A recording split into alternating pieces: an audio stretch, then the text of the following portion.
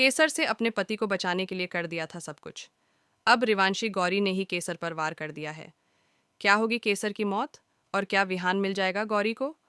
Serial जादू तेरी नज़र में बहुत ही इंटरेस्टिंग ट्विस्ट आ गया है।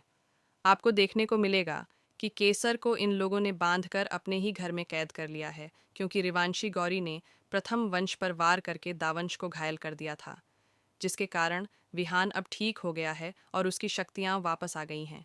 इसी वजह से उसने अपने घर से बेतालिनी को जलाकर भगा दिया। लेकिन बेतालिनी अभी मरी नहीं है, वह तो सिर्फ भागी थी, और अब उसने हर्ष को मारने का प्लान बना लिया है।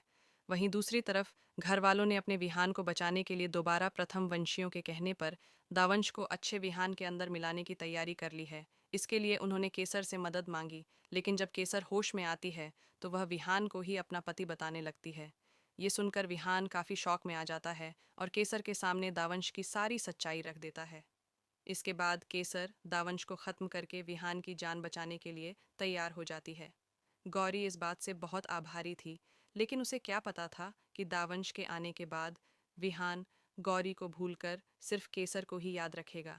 इसीलिए जब गौरी को पता चलता है कि केसर कोई और नहीं बल्कि उसकी ही जुड़वां बहन है, तो वह उससे माफ़ी मांगने लगती है।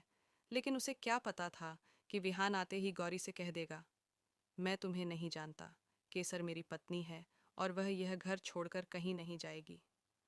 तो दोस्तों, आपको क्या लगता है, क्या गौरी सच में केसर को मारकर विहान को उससे छीन लेगी, या फिर इस कहानी में आएगा कोई नया मोड़?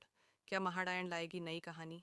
हमें कमेंट करके बताएं, और ऐसे ही धमाकेदार ट्विस्ट जानने के लिए चैनल को अभी सब्सक्राइब करें। मिलते हैं अगली वीडियो में।